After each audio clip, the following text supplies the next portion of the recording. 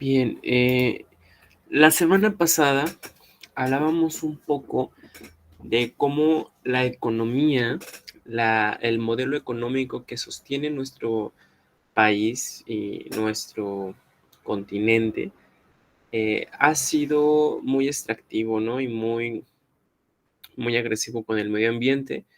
Lo analizábamos a través de un ejemplo que ha sido muy famoso en los últimos años, que es con el uso de pesticidas a través de ciertas compañías que, pues bueno, ya tenían cierta evidencia de causar daño a nuestra salud, ¿no? De diferentes formas, ahí como lo analizamos en el tercer infograma, ulceraciones orofaringeas, náuseas, arritmias cardíacas, cáncer de la médula ósea. Entonces, ya existía evidencia y a pesar de esto, pues la corrupción y bueno, y las empresas hacían caso omiso a esto. Hasta que, bueno, han entrado nuevas leyes que han tratado de ir sacando, pues, este modelo económico, ¿no? Que, pues, prácticamente fomenta los monopolios y hace a un lado a las pequeñas empresas.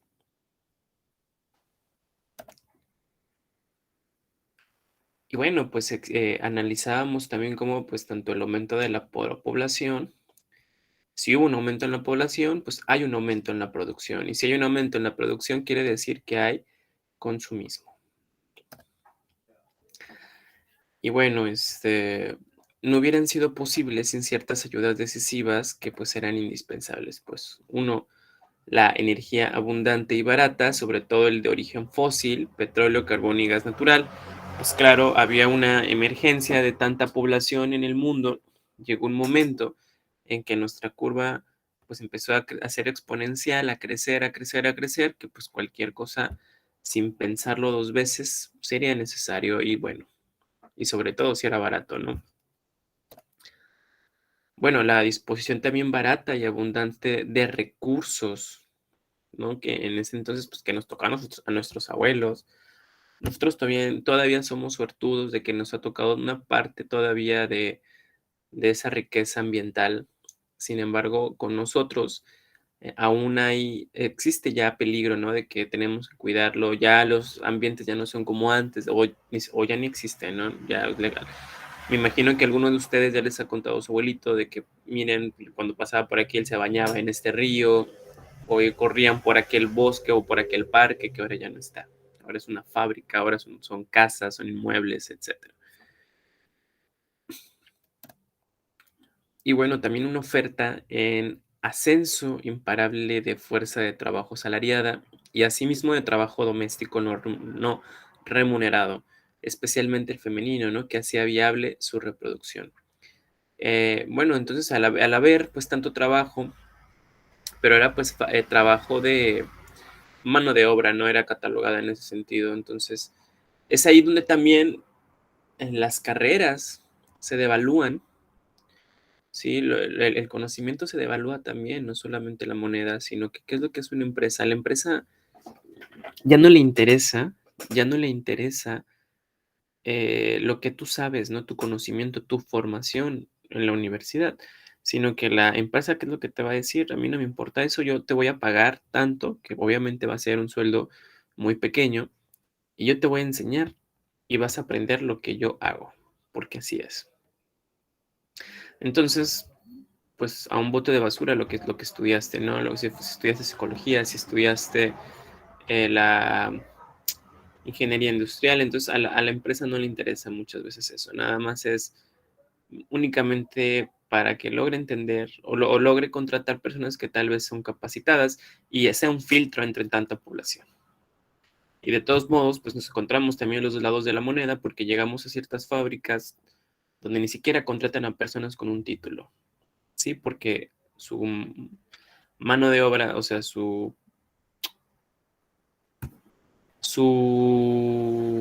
conocimiento, su título, pues está devaluado. Entonces prefieren mejor para el puesto. Sí, sobrecalificado, era la palabra que quería encontrar, sobrecalificado para el puesto. Entonces hay personas que estudian una maestría, un doctorado y llegan a las empresas y resulta que no merecen ese cargo porque están sobrecalificadas y pues no pueden estar ahí. Y obviamente prefieren contratar a alguien que terminó un bachillerato o incluso hasta la secundaria y enseñarles, la misma empresa enseñarles en qué consiste lo que ellos realizan, ¿no? Entonces, pues así ha funcionado en estos años. Bueno, todos estos factores son los que han hecho posible un crecimiento económico mundial sin parangón, a través de un metabolismo urbano agroindustrial, cada día más consumidor de recursos y crecientemente generador de residuos e impactos ambientales y sociales de todo tipo, que han alcanzado definitivamente una dimensión planetaria. Bien, y pues si no me creen, aquí este es un libro que también les iba comentando la semana pasada, Amor Líquido, acerca de la fragilidad de los vínculos humanos, donde pues esto ya lo tiene muy bien entendido la mercadotecnia, ¿no? ¿Por qué tenemos tanta necesidad de tener un iPhone 13, un iPhone 14? Y bueno, vean los costos, ¿no? ¿Cuánto realmente cuesta un iPhone? ¿Por qué queremos una ropa de marca cuando hay otras marcas que cumplen la misma función y sabemos que son la misma calidad o incluso hasta mejor, ¿no?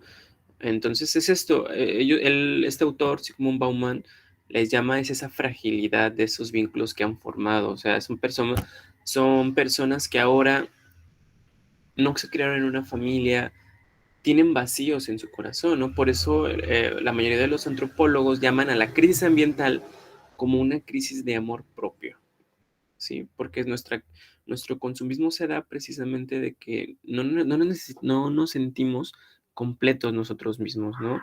Entonces queremos llenarlo que comprando, comprando y comprando. Entonces ahí está el consumismo. ¿Quién lee, por favor, la pantalla? Adelante. Mm, ¿Puedo leerla toda? Sí, está bien. Ok, este, un momento, mm, mm. Amor Líquido continúa el certero análisis acerca de la sociedad en el mundo globalizado y los cambios radicales que imponen a la condición humana. En esta ocasión se concentra en el amor, el miedo a establecer relaciones duraderas más allá de las meras conexiones, los lazos de la solidaridad que parecen depender de los beneficios que generan. El amor al prójimo, uno de los fundamentos de la vida civilizada y de la moral, distorsionado hasta el temor de los extraños, hasta el temor a los extraños.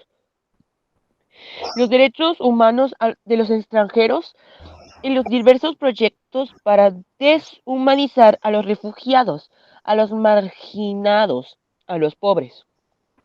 Sigmund Bauman muestran cómo la esfera comercial lo abarca todo, cómo las relaciones, los riesgos y angustias de vivir juntos y separados son siempre pensadas en términos de costos y beneficios, de conveniencia. El Homo economicus y el Homo consumiens definen y conforman la sociedad del mercado. Frente a ellos, el Homo sacer, los habitantes de los campos de refugiados, obstinada permanencia de lo efímero que puede convertirse en un día en el hábitat común y corriente de todos los habitantes, en un planeta repleto y globalizado, en amor líquido, Sigmund Bauman, a través de una de las reflexiones más audaces y originales de nuestro tiempo, revela las injusticias y las angustias de la modernidad, pero no es absolutamente pesimista. También expresa su esperanza en el hombre, convencido de que es posible superar los problemas que plantea la moderna sociedad líquida. Gracias. Muchas gracias, Alex. Y sí, este, prácticamente en este análisis que hace el autor se centra específicamente en las relaciones sociales, ¿no? Especialmente amorosas, ¿no? De pareja, que pues bueno, realmente alerta de cómo aquí a él los denomina el Homo economicus y el Homo consumens, pues definen y conforman la sociedad del mercado, ¿no? Entonces, esto está muy curioso, entonces si tienen la oportunidad, lean este libro, yo creo que entenderán muchas cosas de lo que ustedes tal vez se han pensado en algún momento y bueno, es importante replantearse. Bueno, no hubiera sido factible también sin un sistema tecnológico, una mega máquina global cada día más sofisticada que ha hecho viable dicho despliegue y cuyo desarrollo también se basa en las mismas premisas. Y por supuesto, sin la consolidación y profundización de unas megaestructuras de poder político, económico y financiero que pues lo han impulsado. Entonces, pues esto es una cadena, ¿no? El siglo XX inaugura así un momento muy importante e irrepetible en la historia, no solo de la especie humana, sino del planeta Tierra. Y bueno, es que a finales de ese siglo, el sistema urbano agroindustrial mundial derrochara casi 100.000 veces la energía consumida por los seres humanos a principio del Neolítico. Y recuerden que el Neolítico es la época en la que pues eran los cultivos, ¿no? Que se hacían todas las siembras. Bueno, una sola especie, la especie humana, eh, como se ha señalado, un sistema de poder que ha estructurado y condicionado una gran parte de esta, ha logrado desviar en su propio beneficio una parte importante de los recursos del planeta. Casi el 40% de la llamada producción primaria.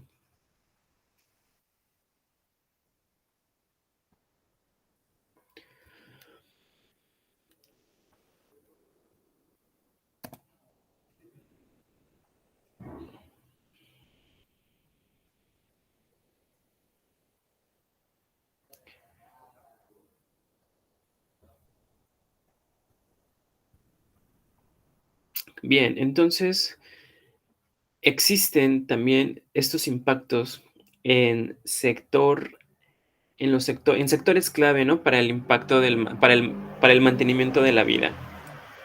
Pues, ¿cuáles son? Pues, en el agua potable, en la tierra fértil, las pesquerías oceánicas, los bosques, la diversidad biológica y, claro, pues, nuestra atmósfera donde está el aire. ¿Qué ha aumentado con ello? Pues, el cambio climático y un evidente agotamiento de los recursos naturales.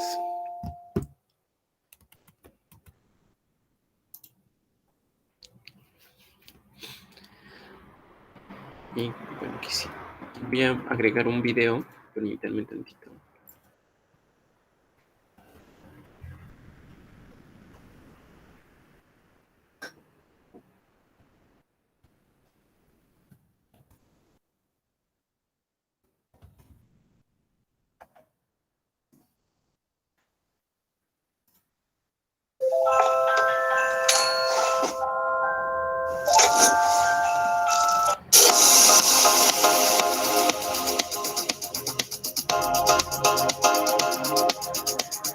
Transportarnos para ir al trabajo.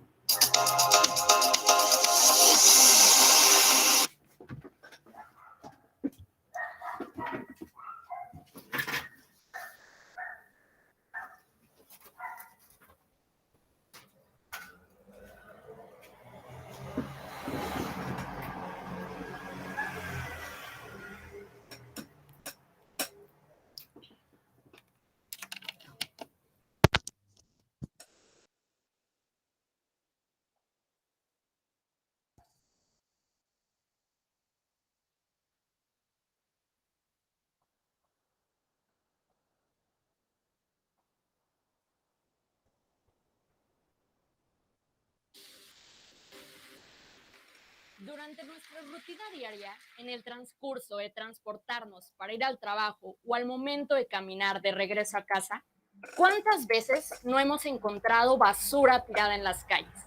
Yo creo que hasta hemos perdido la cuenta, haciéndolo ver como una situación normal cuando no es así.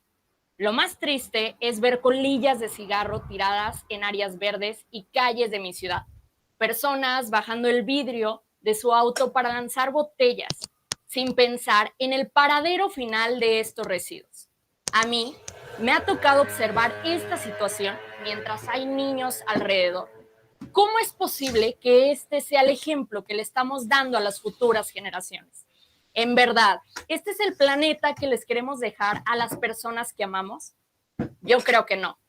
Estos escenarios me hicieron darme cuenta que tenemos un problema de educación. Y si no lo resolvemos ahora, nuestros problemas ecológicos persistirán. Sin embargo, el saberlo y no hacer nada al respecto no era suficiente. Por eso, un día empezó mi sueño de hacer un mundo mejor. Decidí poner todos mis esfuerzos para fomentar la educación ambiental, porque como decía Nelson Mandela, la educación es el arma más poderosa que puedes usar para cambiar el mundo. Solo enseñando a los demás a valorar los pequeños detalles únicos en la naturaleza que tendemos a ignorar día con día, vamos a darnos cuenta de lo afortunados que somos de habitar en este asombroso mundo, formando conciencia entre la población en general sobre la importancia del ambiente. Necesitamos comprender que estamos conectados con la naturaleza. ¿Cómo amar algo que no conoces? Porque no se cuida lo que no se ama y no se ama lo que no se conoce. Muchos te dicen, es imposible, ¿qué vas a lograr con ello? Pero dentro de ti sabes que puedes hacerlo realidad. Quizás no de la noche a la mañana, pero sí con mucha paciencia, esfuerzo y pasión. Puedes contagiar a más personas a lo largo de tu vida a hacer conciencia ambiental.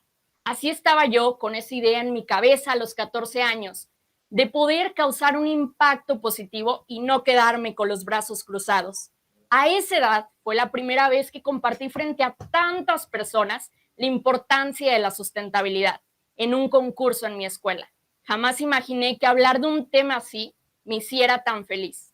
Desde ese día descubrí que debía apostarle toda la educación ambiental y el cuidado del planeta Tierra.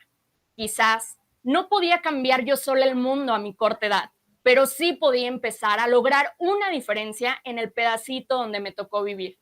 Y hoy estoy aquí, después de 8 años de nuevo frente a un público para decirles que tomé la mejor decisión de mi vida, que ese sueño de niña de poder hacer un cambio ya lo estoy logrando.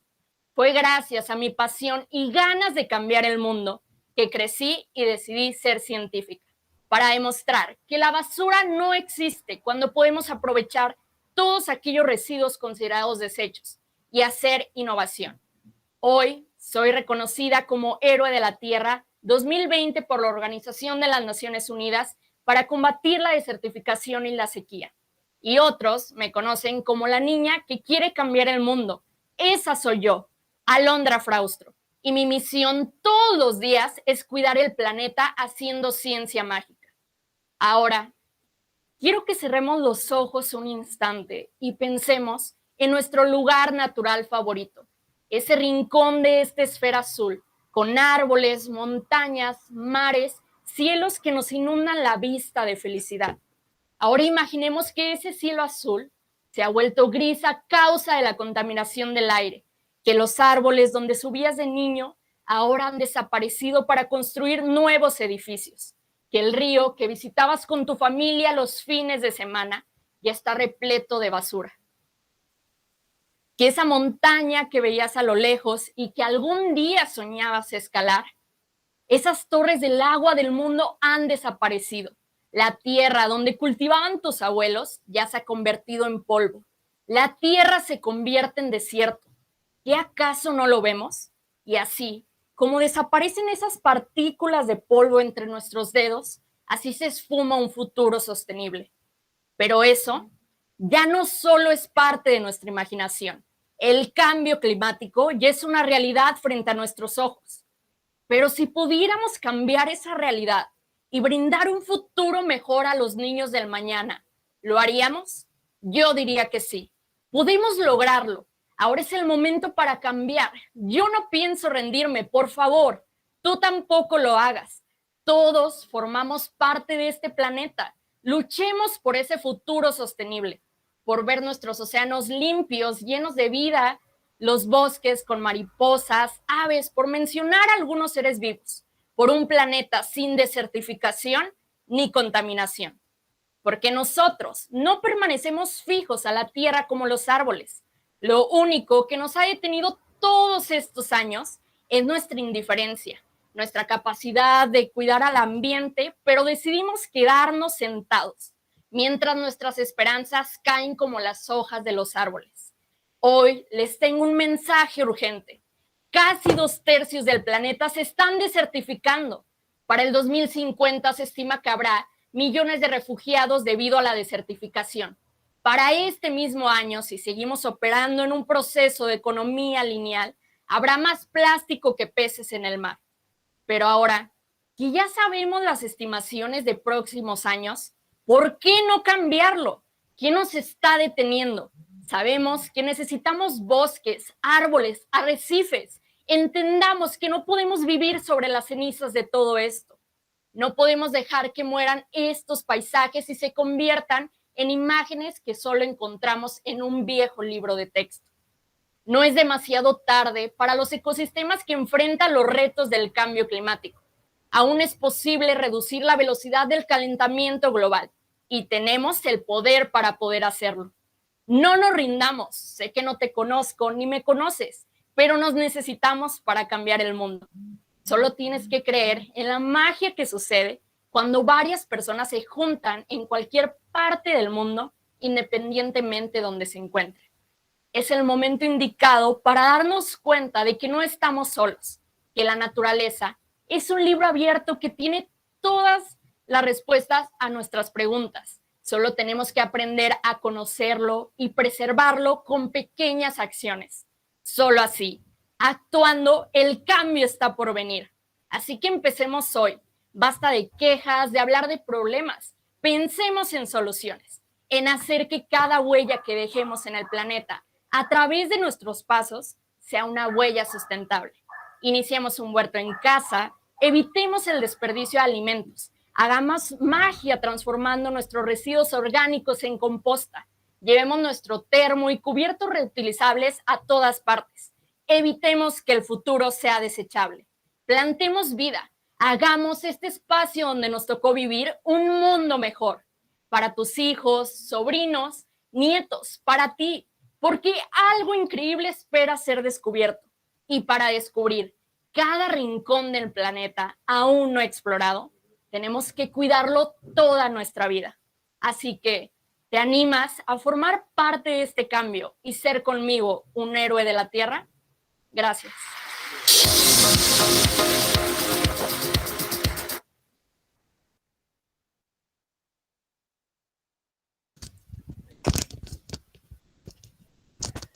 Bien, entonces sí, la educación ambiental sigue siendo una muy buena alternativa para poder contrarrestar estos efectos. Y bueno, también lo que estábamos hablando hace un momento sobre toda la crisis que se ha generado, pues es que no podemos decir que es toda nuestra culpa. Para los siglos XIX y XX, pues se pensaba que el medio ambiente era inagotable, ¿no? Que nosotros podíamos seguir extrayendo y extrayendo y extrayendo sin problema, pues es que eran las primeras veces que el humano industrializaba y podía producir sin problema. Pero bueno, esto pues ya fue hace 2 siglos, ¿no? Y seguimos bruscamente extrayéndolo, ¿no? Constatando que pues hemos ya superado ya la biocapacidad, lo que nos resta para un año, y que pues la especie humana es la única que se sigue reproduciendo, ¿no? Al tiempo que, bueno, degradábamos también el entorno ecológico y geofísico de manera brutal. O sea, además de que extrayemos, lo degradamos, lo contaminamos y lo consumimos. Entonces, es complicado. Y bueno, existe una repercusión global, ¿no? Del metabolismo urbano agroindustrial mundial.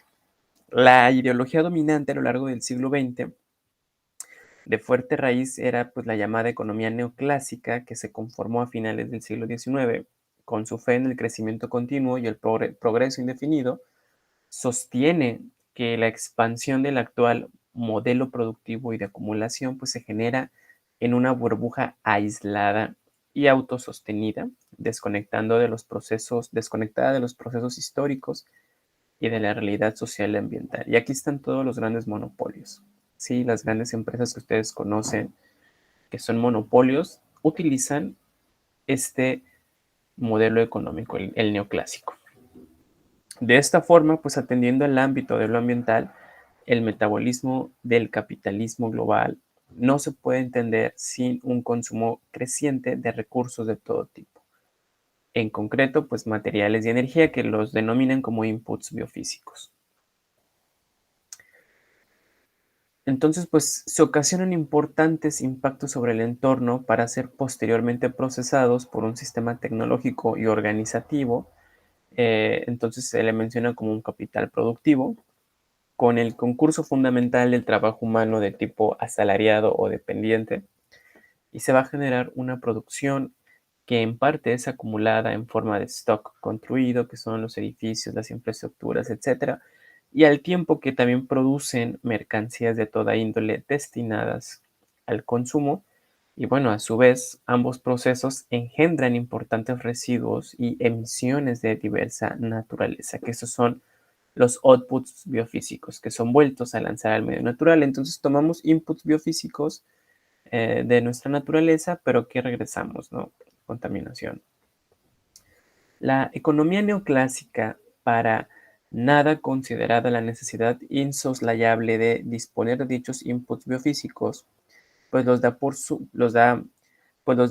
por supuestos y piensa que estarán ahí disponibles eternamente, ¿no? Para ser utilizados sin freno y sin impacto por parte del carrusel imparable de la producción y el consumo. Un progreso que para nada se puede ver frenado ni condicionado por la biosfera, esa burbuja finita y frágil en la que opera de forma para nada inocua el capitalismo global. Y bueno, pues aquí está la evolución de la producción y extracción energética mundial de 1860 al 2007. De diferentes combustibles tenemos el carbón, el petróleo, el gas natural, la energía hidráulica, la nuclear y la biomasa. O sea, vean cómo la energía hidráulica, o sea, de no utilizarse a partir de 1955, empieza a utilizarse, pero vean, o sea, no hay que hacerle caso, ¿no? ¿Cuáles son los millones de toneladas equivalentes? Pues aquí están. Número 1, el petróleo y el carbón. Claro, por ser más económicos, ¿no? El oro negro, pues que es el petróleo, fue la energía clave que hizo y hace viable el capitalismo. Solo el uso de los combustibles derivados del petróleo crudo permite comprender cómo el comercio mundial puede multiplicarse por 50 en la segunda mitad del siglo pasado, 2 veces más que la producción industrial. La explosión de la movilidad motorizada lo hizo factible.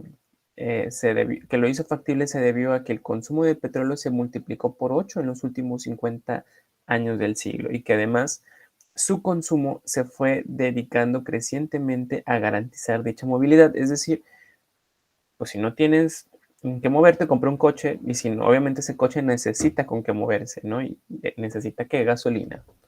Entonces, los vehículos de diésel y de gasolina pues únicamente se pueden mover con eso, no le puedes poner otra cosa. Nos volvemos esclavos del petróleo también. Y claro, añadir que pues empiezan a surgir las zonas metropolitanas y las megaciudades.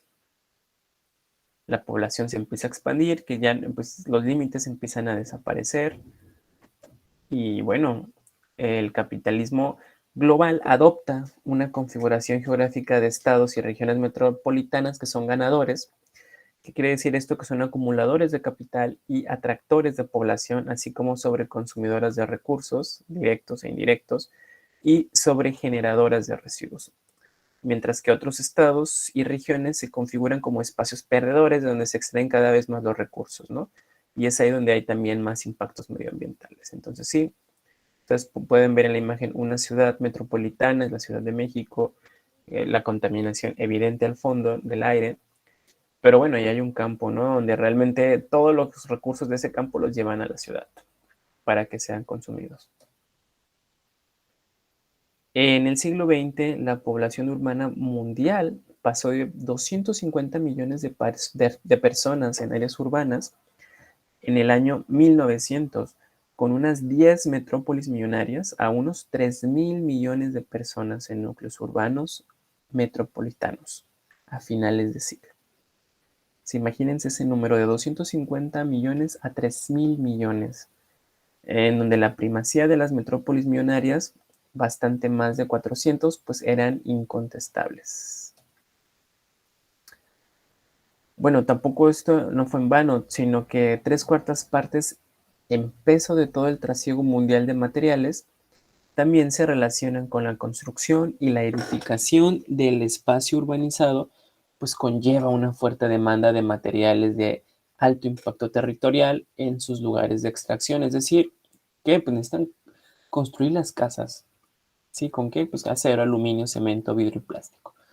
Y aquí está la evolución de la producción tan solo del cemento, ¿sí? De 1930 a 1955, que coincide con la expansión de las ciudades y además de las canteras, de las presas y de las infraestructuras interurbanas. ¿Sí? Y ahí está. A partir de 1945 termina la Segunda Guerra Mundial y bueno, ahí está evidente el uso del cemento. Y bueno, ¿dónde está? Sobre todo en Asia, ¿no? Que tiene las ciudades más pobladas de todo el mundo.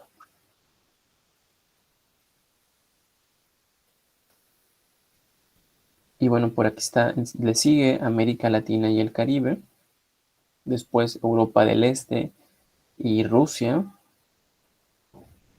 después Europa Occidental, después África,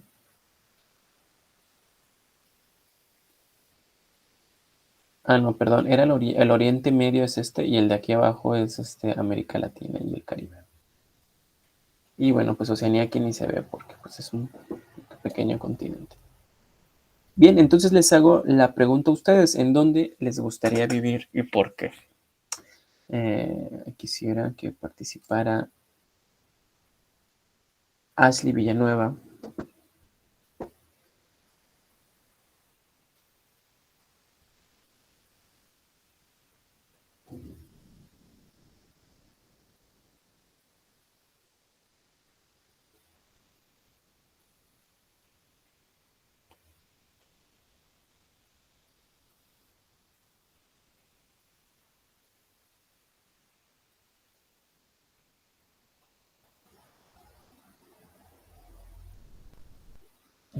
Ashley no está. Jacqueline Mairani. Yo diría que en la segunda imagen, en el campo, porque considero que está menos contaminado, además que tienes más relación, ¿no?, con la naturaleza, que en cambio si vivieras en una ciudad. ¿Está bien? ¿Quién más alzó la mano? Alex Cuevas. Sí, profe, yo considero que pues en la segunda, además de que hay más tranquilidad, pues, o sea, igual se puede vivir de la naturaleza, no necesariamente es pues necesario, no sé, destruir el planeta, porque realmente las ciudades con todas las fábricas y la basura y todo eso, pues es un problema para el medio ambiente. Y sobre mi compañera Ashley, es que dice que le falla un poco el internet. Ok, gracias, Alex. Bien, entonces, bueno, a ver, los chicos los chicos pandemials, que son ustedes, ¿renunciarían al internet? Imagínense que no hay internet.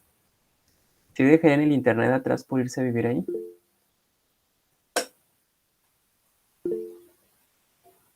Adelante, Marta.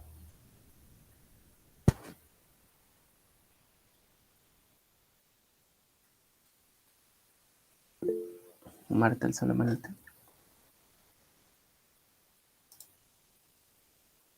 Marta dice que realmente no importaría mucho. Alex, adelante. Bueno, a pesar, yo nunca renunciaría al internet. Mi internet es mi vida, pero Quizás cuando estoy acostumbrado a obtener sin internet, quizás puedo renunciarla temporalmente. Temporalmente, Gracias, Alex. he dicho.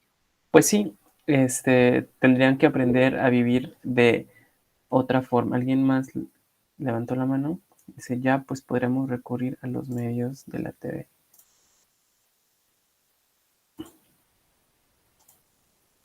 Bien, pues sí, tendremos que aprender de nuevo a... Bueno, a mí me impacta, bueno, porque hemos crecido, ¿no? Bueno, a mí me tocó realmente esa transformación del paso del internet, de no tener nada, ni simplemente la evolución del celular.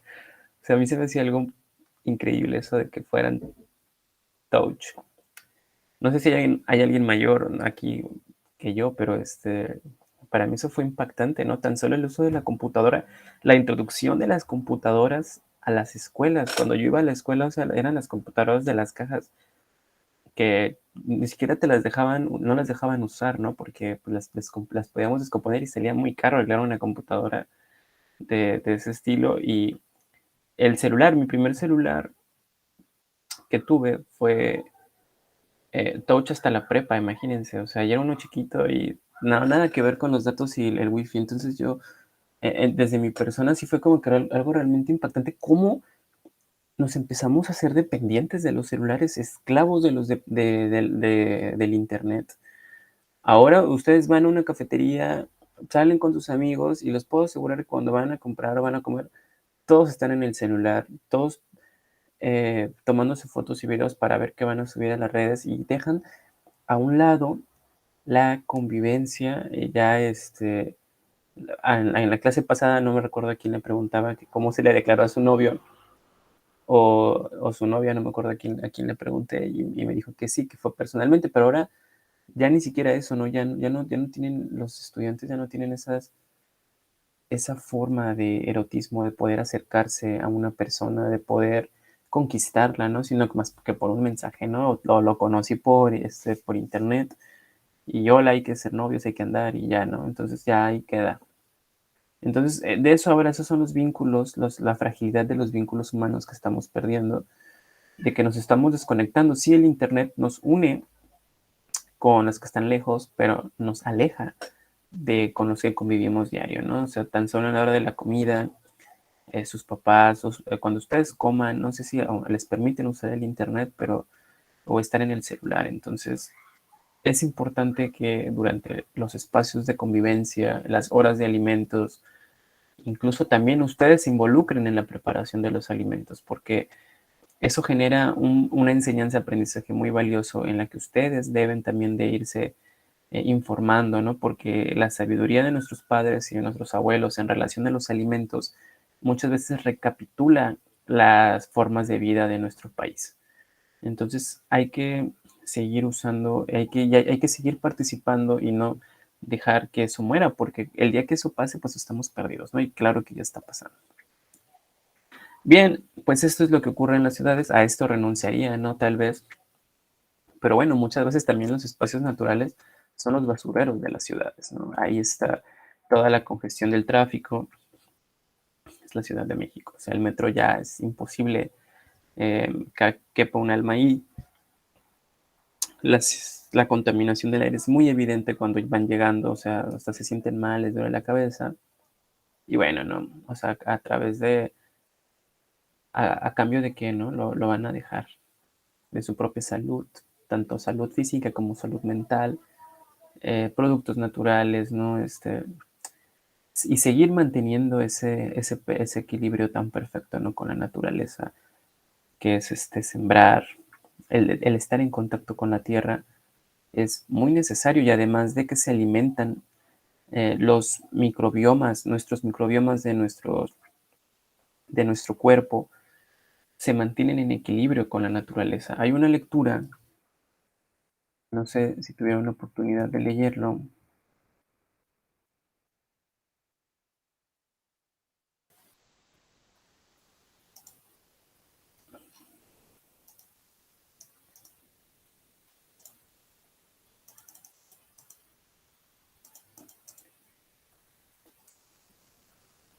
Aquí está, es esta, diversidad biológica y salud pública.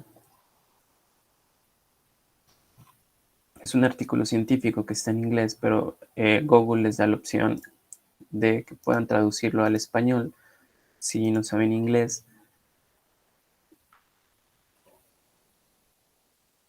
Y bueno, veamos un poco lo que dice este video. Hello and welcome to Annual Reviews Audio, part of the conversation series from Annual Review. Bueno, es una entrevista, pero está en inglés. Voy a ver si lo puedo pasar a eso.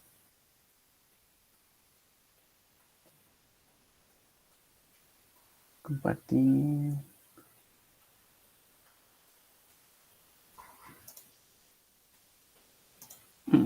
Pues no tiene traducción.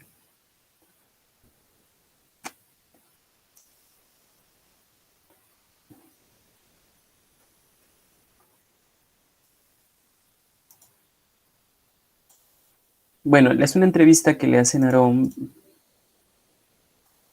Where insightful research begins. I'm your host, Ana Rasquat Paz. In each episode of our show, we feature top scientists in fields ranging from Director of Climate, Energy and Health. Bueno, Aaron Bersin es un investigador de esta universidad, pero bueno, quiero llegar a los gráficos que presenta. Most that increasingly important to understand what's at stake. Bien, por ejemplo, la siguiente imagen que nosotros podemos observar es que tanto hablar de ecosistemas no únicamente es de los hábitats que nosotros conocemos, ¿sí? O sea, la forma física en general. Muchas veces también la biodiversidad está oculta en nuestras células y son los genes, ¿sí? La riqueza de biodiversidad en gran medida depende de la diversidad de genes y de ADN y ARN que los seres vivos poseemos. Entonces, aquí él menciona que la FDA en Estados Unidos, los recientes descubrimientos, las nuevas medicinas que ha probado, tan solo de 1981 a 2010 son 1.359 nuevos fármacos, y de ellos el 55% se extrae de manera natural de los bosques y de las plantas.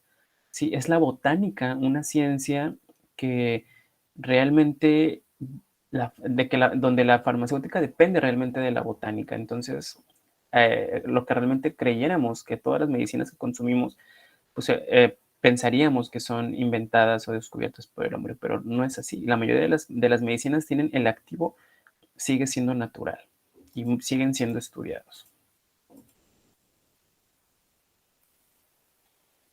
An image of To provide them for us. And for certain classes of drugs. Bien, estas son las clases de antibióticos que existen y lo menciona porque ha surgido un problema. ¿Ustedes saben cuál es la famosa resistencia a los antibióticos? ¿Han tenido conocimiento de qué está sucediendo con los antibióticos y por qué creen que es la mayor amenaza para el futuro para los humanos?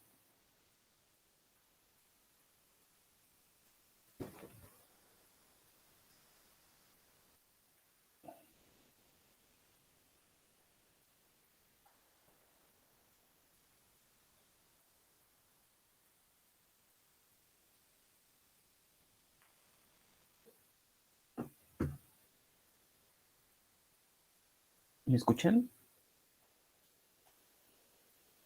¿Alguien sabe el problema de los aminoácidos? De los antibióticos. ¿Y por qué son un grave problema para nuestro futuro?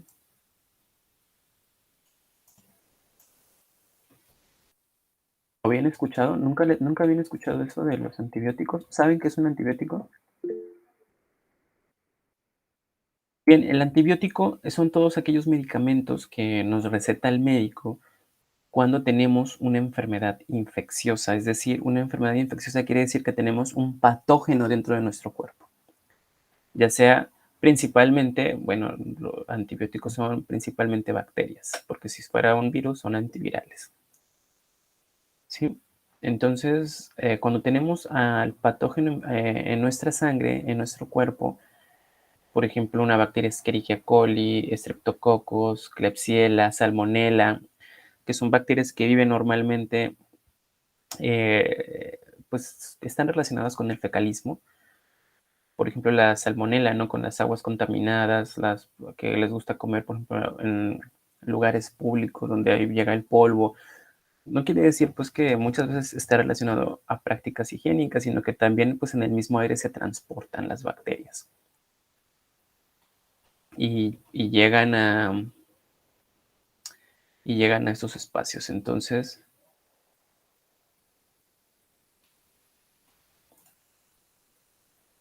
estoy buscando ver si el video lo pueden. Hello and welcome to Austin. Dr. Bernstein wrote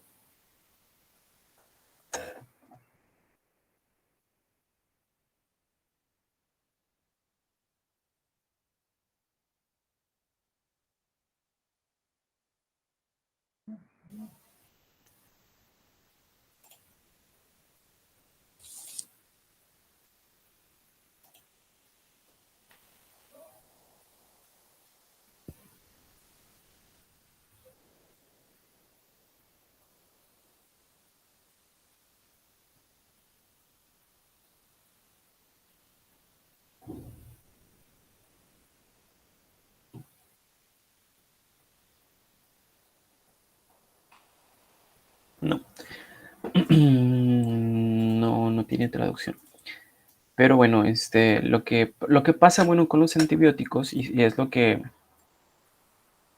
les llama la atención a los médicos y a los investigadores, que eso va a ser un grave problema de salud, es que ahora, bueno, yo sé que muchas veces todos nos hemos automedicado, pero nos duele tantillo la garganta y creemos que ya es una enfermedad bacteriana. Sí, normalmente es Streptococcus o Staphylococcus los que colonizan nuestra garganta. Pero bueno, sucede que ya inmediatamente vamos con papá o mamá y papá o mamá nos da una pastilla que es un antibiótico. Antes era muy fácil conseguirlos, pero hasta creo que fue en el 2010 que se alertó de esta emergencia de la resistencia a los antibióticos, fue cuando las farmacias y sí, sobre todo los despachos estos donde dan consultas y todo ello, solicitaban la expedición de la receta médica. Entonces ustedes van a comprar medicamento, que es antibiótico, ampicilina, las penicilinas, toda esta tetraciclina, y les van a pedir una receta. Entonces ya no se las dan así con venta al público. Y bueno, esto fue porque surge este problema, ¿no? Pero aún así sigue siendo un grave problema porque no se ha podido detener, no se ha podido generar una reflexión, una conciencia más en la población, porque aún se siguen obteniendo tan fácil los medicamentos.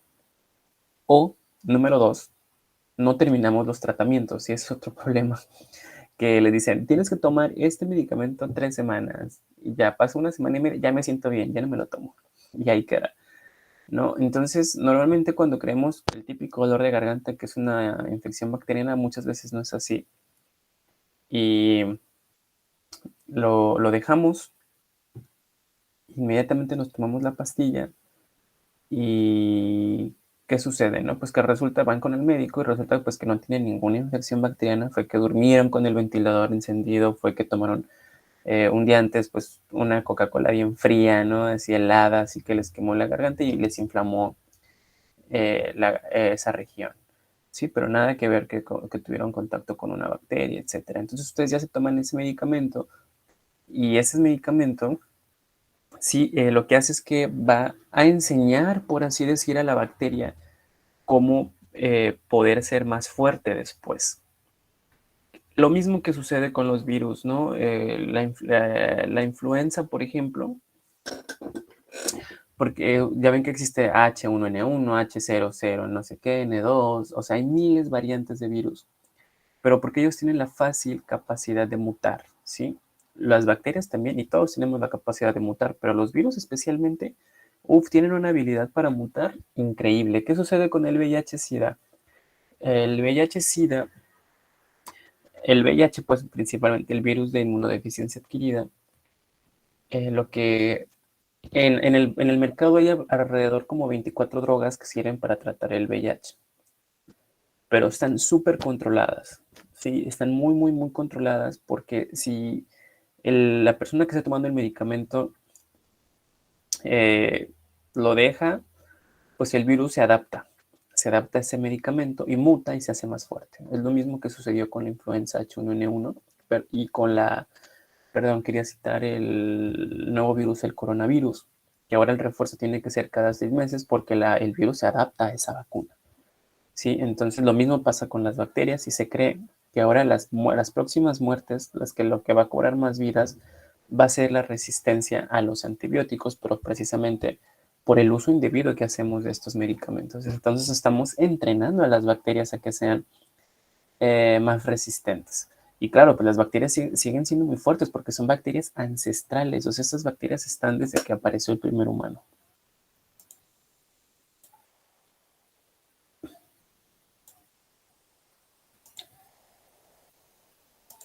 Billions of, yeah, so Bien, esta es una foto donde están guardados todas las cepas de todos los seres vivos, los genes, claro, tanto de bacterias como de virus, de hongos, de todos los de interés de estudio están almacenados en una región ártica.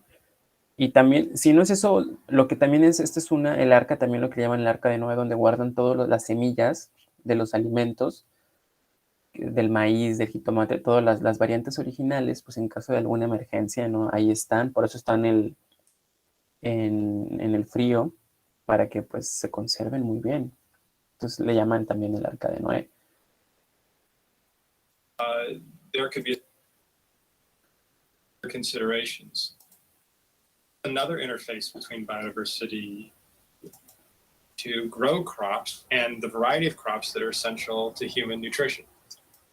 I will often ask students into the soil, Bien, pone de ejemplo el suelo, ¿no? Y las plantas. Tan solo esta parte, un pedazo de suelo es tan rico en múltiples formas, ¿no? Tiene bacterias que van a ser capaces de fijar el nitrógeno de la atmósfera. Y también es un sistema de raíces increíble que va a hacer que estén conectadas todas las plantas y que además pues es pivotante para poder absorber con mayor facilidad el agua. Y además, si tuviéramos un microscopio, pudiéramos ver cómo los hongos están unidos, ¿sí? a las plantas formando micorrizas para poder ayudar a la planta a degradar su alimento, y la planta también le da ciertos minerales al hongo. Es una simbiosis. plant make sugar.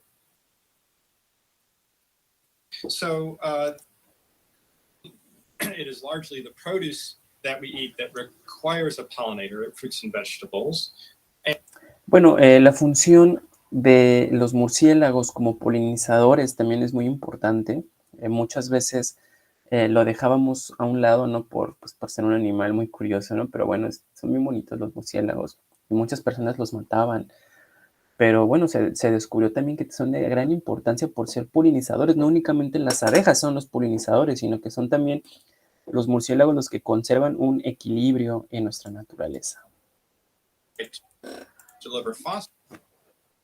Bien, bueno, ya es la otra hora. Le dejamos 10 minutos, chicos, para que ustedes se puedan levantar y ir a tomar agua, etcétera, o al baño. Vale, nos vemos aquí a las 10:10. ¿Está bien? Muy bien. Ok, gracias.